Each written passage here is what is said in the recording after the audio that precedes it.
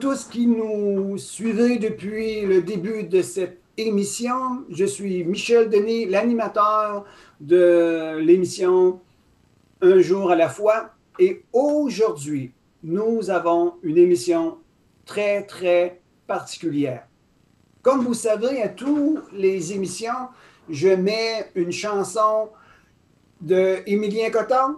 Eh bien, ce soir, il est avec nous et il partagera un message que Dieu a déposé sur son cœur pour vous bénir, pour que vous puissiez être restaurés. Et aussi, il va nous amener un de ses compositions, un chant, je ne sais pas encore, il nous fait la surprise. Avant tout, avant d'aller plus loin, je veux simplement ouvrir avec un mot de prière, un mot de bénédiction. Et je prends une parole de l'apôtre Paul dans 1 Corinthiens 1. Le verset 3 dit que la grâce et la paix vous soient données de la part de Dieu, notre Père, et de Jésus-Christ, notre Seigneur. Soyez bénis, soyez dans la grâce de Dieu. Et j'appelle la bénédiction sur votre vie maintenant. Vous tous qui regardez, soyez fortifiés dans vos maisons. Je vous présente maintenant Émilien Coton. Bonjour Émilien. Bonjour, Pasteur Michel, ça va bien? Oui, ça va très bien. Je suis content que tu sois avec nous ce soir. C'est un grand plaisir pour moi de vous accompagner dans votre émission. Alors, je te laisse toute la place. Tu as ce moment pour nous bénir aujourd'hui. D'abord, je vous remercie de m'accueillir et je voudrais saluer tous mes amis de la Gaspésie, comme je suis originaire de Rivière-au-Nord. C'est un plaisir, un privilège pour moi de me joindre à vous autres pour vous amener un encouragement ce soir. Et lorsque Pasteur Michel m'a offert cette opportunité, j'avais vraiment à cœur. C'est sûr qu'on parle beaucoup de pandémie aujourd'hui, hein, on parle de confinement. Et à l'heure d'enregistrer cette émission actuellement, on a un couvre-feu qui est appliqué au travers de la province du Québec. Et je voudrais aller plus loin dans cet esprit qui nous habite actuellement en faisant un rapprochement avec un texte de la parole de Dieu qui est dans Luc. Mais auparavant, je voudrais juste vous dire que 2020, ça a été une année où nos plans ont été basculés. Nos plans, nos projets, tout a été mis en veille. Des rencontres, des déplacements ont été limités. Mais la question que je vous pose ce soir, c'est qu'en est-il de votre état spirituel? Qu'en est-il de notre investissement de temps avec notre Sauveur et Seigneur Jésus-Christ? Moi, ce que je veux, ce que je désire en ce début d'année 2021, c'est de vous encourager. Vous encourager à aspirer à des changements qui vous apporteront l'espoir. John Maxwell, qui est un auteur que j'aime beaucoup, un grand auteur qui a écrit plusieurs livres, il dit ceci, notre attitude déterminera notre altitude. Et c'est de la façon dont on va percevoir les choses, c'est de la manière dont nos pensées vont gérer l'information actuelle que notre attitude va être mise en application. Vous savez, il y a un vieux proverbe français du 18e siècle que j'aime beaucoup qui dit « L'espérance est une douce lumière qui embellit l'existence. » Alors ce soir, je veux vous apporter espoir en vous disant que la lumière, c'est Jésus-Christ. Et il l'a dit lui-même, il l'a répété, je suis la lumière du monde. Et dès les premiers versets de l'évangile de Jean, et cette lumière est venue dans le monde pour les hommes, pour que quiconque croit en cette lumière, en Jésus-Christ, puisse être sauvé. Vous savez que l'espoir est une force débordante qui nous propulse vers des tonnes de possibilités. Et j'aime beaucoup l'écrivaine Keira Shakahar qui dit « La vie est courte, mais l'espoir la prolonge. » Vous savez que le mot espoir et le verbe espérer se retrouvent plus de 130 fois dans la Bible. Dieu désire pour nous que nous gardions cet espoir tel un père qui attend un fils ou sa fille depuis fort longtemps. Parfois, le confinement est aussi présent dans notre âme et dans notre cœur. Et c'est là que je veux me diriger. Comment pouvons-nous, dans des temps actuels, garder espoir, s'accrocher à cet espoir? Et ce confinement, malheureusement, a rendu notre âme, notre esprit confiné par nos pensées négatives, par nos scénarios. Et c'est ce qui va se produire chez l'enfant prodigue que je vais lire tout à l'heure, que je vais expliquer dans le message que je veux vous amener, le message d'espoir d'aujourd'hui. Et c'est ce qui s'est produit aussi dans le cœur du père qui attend son fils. Combien de temps, on ne sait pas. Mais le fils va demander l'héritage. Et je voudrais qu'on lise une partie du texte de Luc 15 au verset 11 à 32 qui illustre cet espoir d'un papa qui attend. Le regard fixé au loin et qui attend son fils. En espérant son retour, dans l'espoir de le voir revenir. Et le message s'adresse à toi aujourd'hui par ce texte. Il est très d'actualité. Dieu t'attend. Dieu scrute l'horizon dans l'espoir de te voir prendre le chemin du retour. Alors Jésus enseigne à ses disciples, Jésus enseigne à la foule, Jésus enseigne à des centaines de milliers de personnes et il enseigne en parabole. Et il y a une parabole que j'aime beaucoup qui s'appelle la parabole du fils prodigue qui explique bien des choses. Vous l'avez déjà entendu assurément, mais je veux l'amener d'une façon différente. Je veux l'amener sur un principe d'espoir, d'espérance, d'attente. Et Jésus enseigne et dit, un homme avait 2 fils. Le plus jeune dit à son père, mon père, donne-moi la part de l'héritage qui doit me revenir. Le père leur partagea alors ses biens. Peu de jours après, le plus jeune fils ramassa tout et partit pour un pays lointain, un pays éloigné, où il gaspilla sa fortune en vivant dans la débauche. Déjà là, j'ai une question.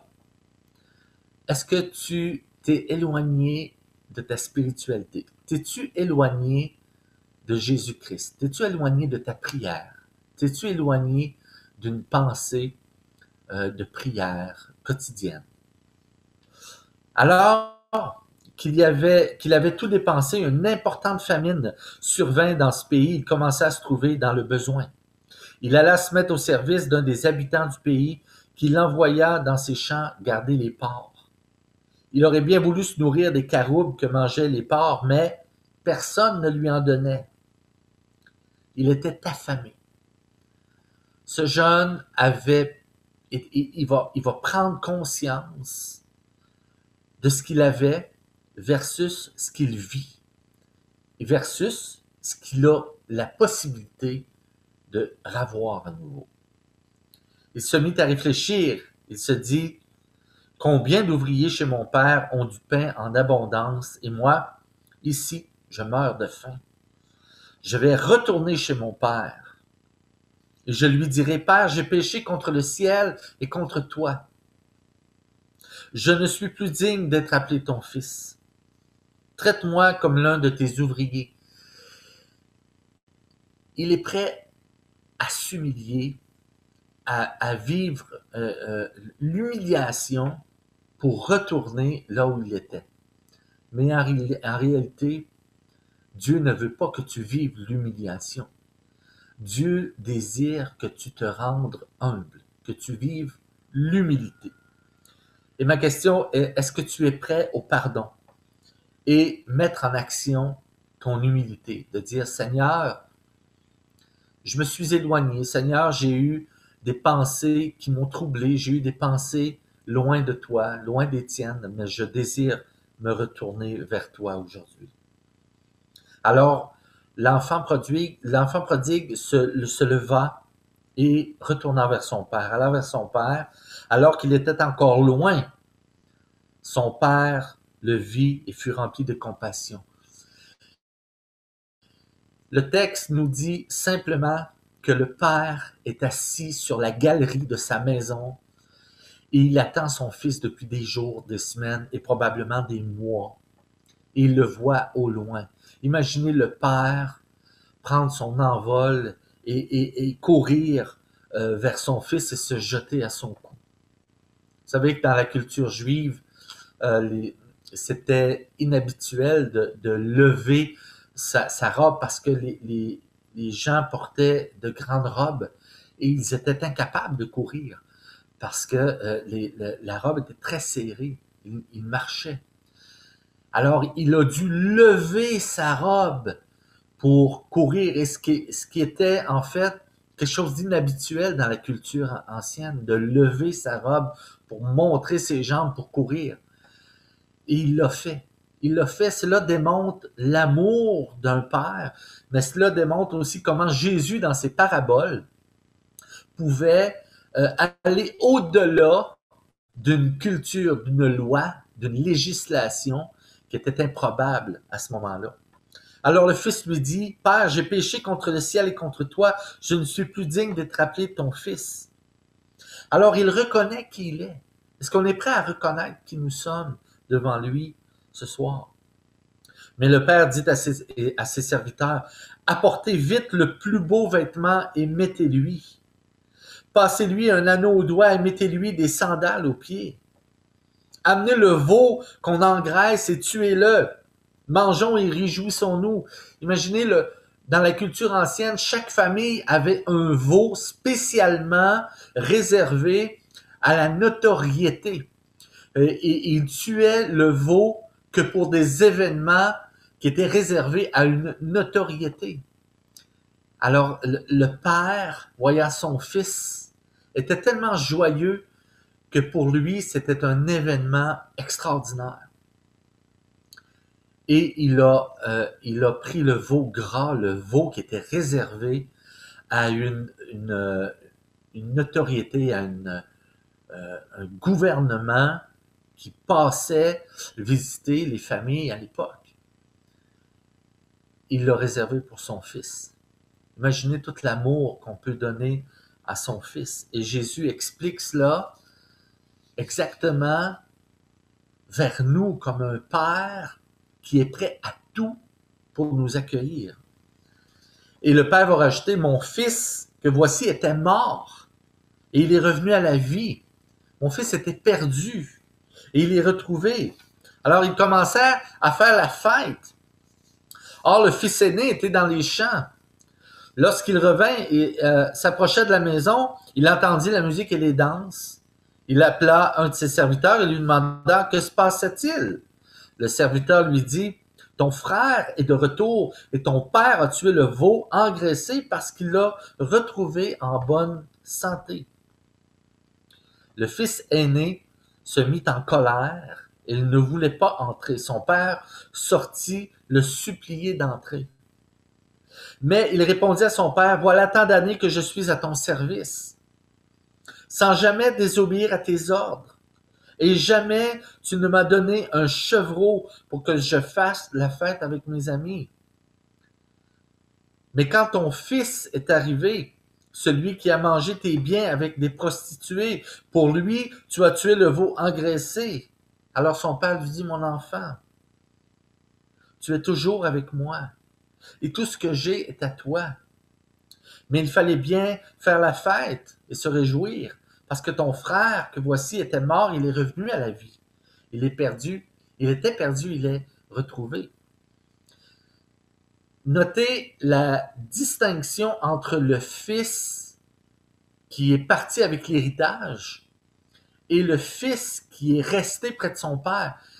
Jamais il va dire, « Père, tu n'as jamais fait ces choses pour moi. » Et il ne l'appelle pas père. Il est un serviteur pour lui. Il a un orgueil qui l'empêche d'être en relation intime avec son père.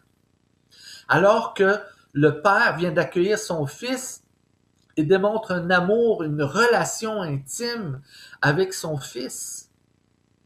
Et c'est ce que Jésus désire de nous. Jésus te dit, mon enfant, je t'accueille, je t'attends, et ce que je désire être avec toi dans une relation intime avec toi. Jésus, c'est une relation, c'est être bien avec un Dieu qui nous a envoyé Jésus, un Père accueillant, aimant. Vous savez, Karim Zaidi, qui est un homme d'affaires, qui dit « L'espoir est un calmant, l'espérance est un remède. Le Père accueille son Fils dans toute l'espérance qu'il a pu mettre au temps qu'il a dû attendre. Le Fils, lui, avait jeté l'ancre. Le Fils prodigue, le Fils qui était parti, avait jeté l'ancre dans une relation avec son Père, mais son désir de vivre ses propres expériences s'est vite transformé en une détresse relationnelle. Le Fils part, le Père reste. Le Père ne part pas. C'est le Fils qui part. C'est nous qui partons. C'est nous qui se détournons de Dieu. Le Père ne part jamais. Le Père ne nous retourne jamais le dos. Le Fils part. Cette relation s'explique par un manque affectif d'une relation saine avec son Père. Combien de temps le Fils est-il parti? Le texte ne nous le dit pas, car l'importance n'est pas le temps du détour, mais l'importance, c'est le temps du retour. Et c'est ce que Jésus désire de toi. Est-ce que tu es prêt à revenir dans la bergerie? Cette année, Dieu te donne son soutien. Au-delà de l'espoir, il y a le soutien que Dieu désire te donner. Et je vous dis ce soir que c'est une illusion de croire que l'on peut s'en sortir seul. Et le plus bel exemple, c'est qu'en cette pandémie, on est restreint dans nos relations, on est restreint dans nos contacts. Et le taux de dépression a augmenté, le taux de détresse psychologique a augmenté dans notre société. Les gens ont besoin de cette relation avec les autres. Et notre relation avec Dieu, par Jésus-Christ, n'y échappe pas. Nous devons rebâtir et construire cette relation avec Jésus. Nous avons tous besoin d'un support à un moment ou l'autre de notre vie. Le Fils prodigue craignait. Il craignait de retourner chez son Père. Pourquoi? Parce qu'il avait peur d'être rejeté. Et Dieu te dit aujourd'hui, n'aie pas peur. N'aie pas peur d'être rejeté. Dieu ne rejette pas. Dieu est un Dieu qui accueille. Trop longtemps dans notre société, on nous a présenté un Dieu qui punit. Non, Dieu ne punit pas. Dieu, il bénit. Dieu accueille. On ne peut pas dire le bon Dieu va punir. C'est un pléonasme. C'est une contradiction. C'est impossible. Dieu ne punit pas. Dieu bénit. Et je t'encourage aujourd'hui à prendre conscience que la parabole du Fils prodigue que Jésus a enseignée vient mettre la table sur une relation saine, sur un accueil, sur un amour, sur un pardon, sur une relation saine, mais aussi unique. C'est quelque chose d'unique. Il y a une unicité dans notre relation avec Jésus-Christ. Vous savez, la culture du temps ne permettait pas au fils qui avait touché l'héritage de revenir chez son père. Mais Jésus va de contradiction à contradiction dans la loi. Il dit non, c'est pas ça. Dieu n'est pas un Dieu qui rejette. Dieu est un Dieu qui accueille. Le fils va alors s'isoler. Et en s'isolant, lorsqu'il est loin de chez eux, il va se développer des scénarios négatifs et il va se culpabiliser d'avoir laissé une famille chez qui il était en sécurité et avait tout ce qu'il voulait. Et on peut pas ne pas écarter, ne pas prendre conscience de toute cette proximité qu'on a à développer cette relation aujourd'hui, parce que dans une période de confinement, beaucoup de gens se dressent des scénarios.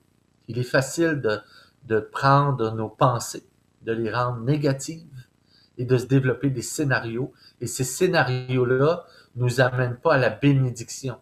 Ces scénarios-là, malheureusement, nous amènent à s'éloigner de la réalité spirituelle, d'une relation saine avec Jésus-Christ.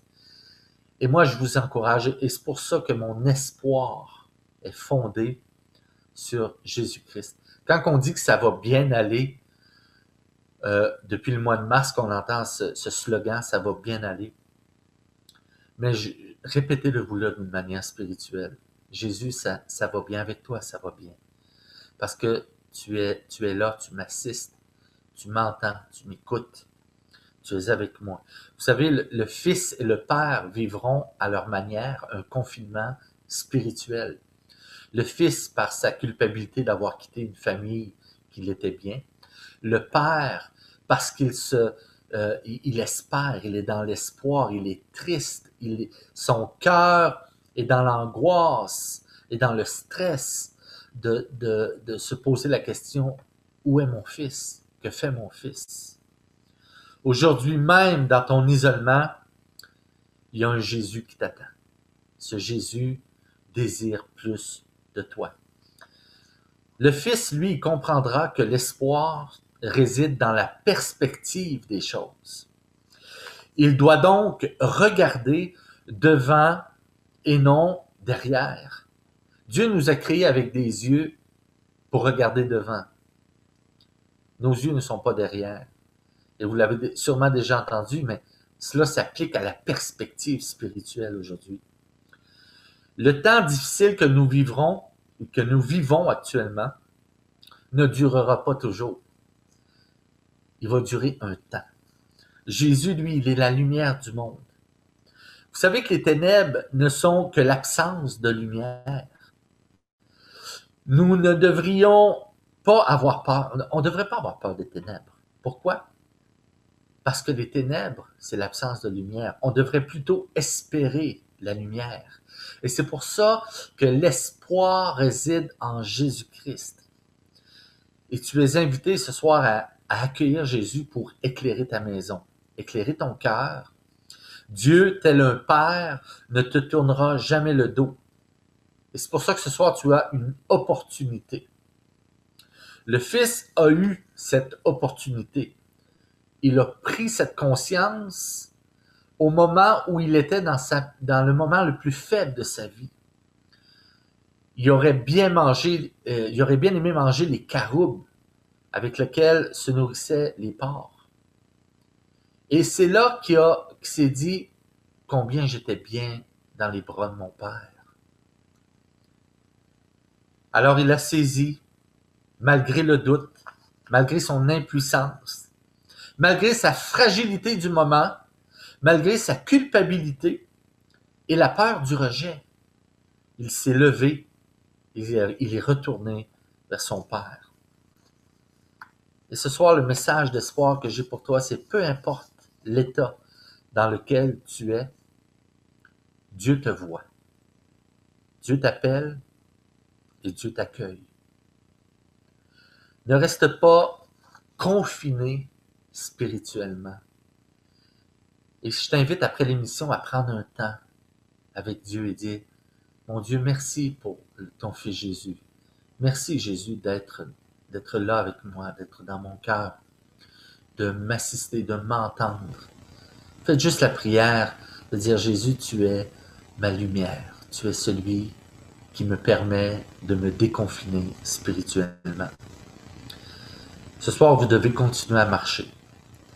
Vous devez saisir l'opportunité, celle de rencontrer Jésus dans une relation intime avec lui.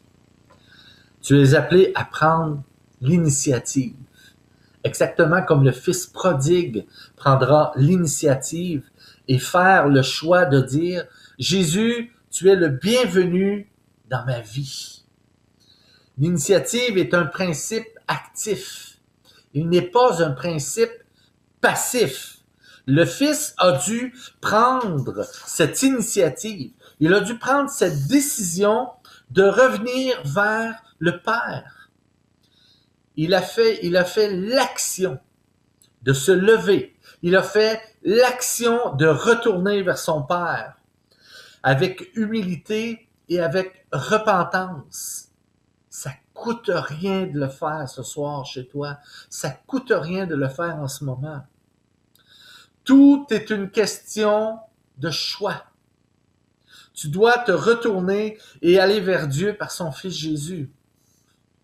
Le proverbe 3 au verset 26 dit ceci. « Car l'Éternel sera ton assurance, et il préservera ton pied de toute embûche. » Là où tu es aujourd'hui, Jésus est près de toi. Il t'accompagne. Et en sachant que Dieu est de ton côté, tu dois garder espoir. Relever la tête. Relève la tête. Et va vers Jésus-Christ. Va vers lui. Son accueil te sera plus que favorable. Il t'attend depuis longtemps sur les parvis de sa maison.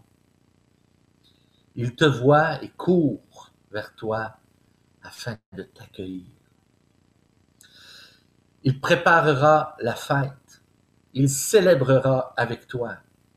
Il célébrera ta présence avec lui. Alors en 2021, l'objet de mon encouragement ce soir, c'est que tu gardes espoir. Premier élément. Mon deuxième élément, c'est que je fais un 180. Un 180 degrés qui me permet de faire face à l'amour d'un Père qui m'accueille.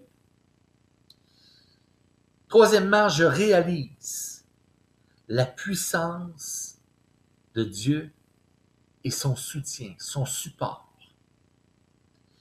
Je modifie ma pensée et ma vision et j'entre dans la perspective de Dieu. Cinquièmement, je saisis l'opportunité du changement. Il y a une opportunité qui s'ouvre à toi ce soir. Et cette opportunité, c'est l'opportunité du changement. Et dernièrement, je prends l'initiative de parler à Jésus dans une prière simple. Et tu seras accueilli comme le Père accueille son Fils. Ce soir, je vais vous chanter un chant que j'ai fait il y a quelques années déjà, qui est sur l'album « Inonde-moi ». Et j'avais à cœur de vous faire ce chant qui s'appelle « Tu marches avec moi ».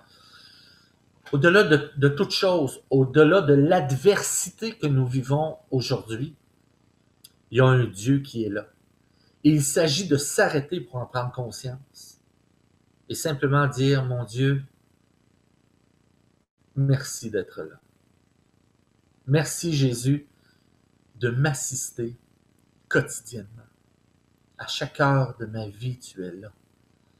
Et comme je le disais tout à l'heure, prenez l'initiative. Changez votre perspective. Vous avez une opportunité ce soir de dresser une prière à Jésus-Christ. Alors je vous fais ce chant qui s'appelle « Marche, tu marches avec moi ».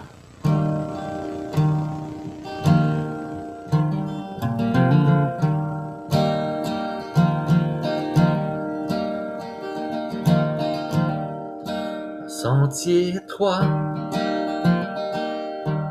serré contre toi.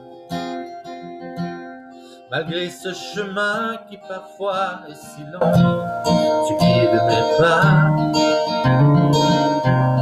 Un désert aride, un sable brûlant. Je trouve un refuge au puits de tes eaux vives, un fleuve de toi. La route est longue et mon cœur tu sondes, oh Dieu. Tu marches avec moi. Je veux combattre le bon combat, oh Dieu, et garder la foi.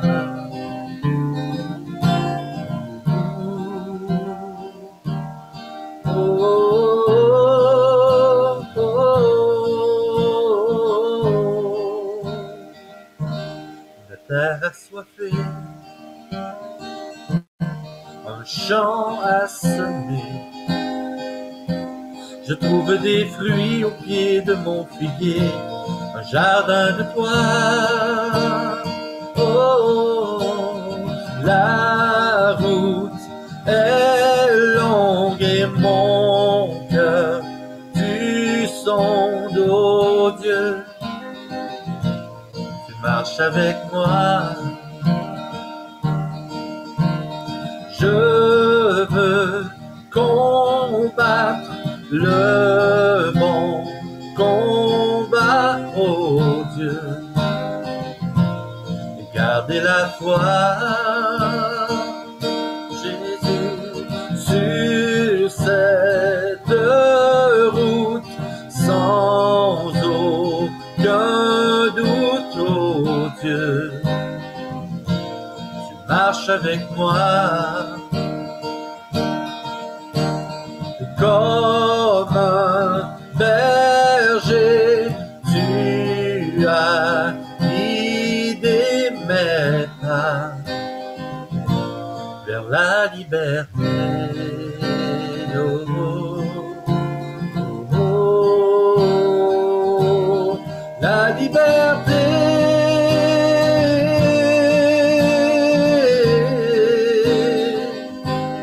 La liberté.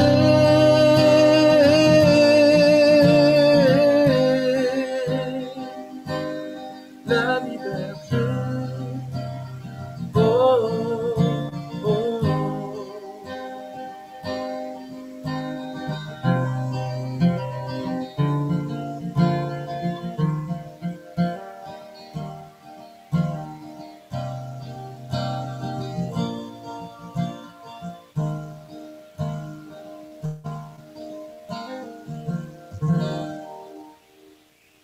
Alors, Seigneur, je veux terminer en prière. Je voudrais vraiment te remercier pour ce temps. Et je te demande de toucher les gens, où qu'ils soient, Seigneur, euh, en cette Gaspésie que j'aime beaucoup, que j'affectionne particulièrement. Je te remercie, Père, pour l'œuvre que tu fais dans le cœur des gens.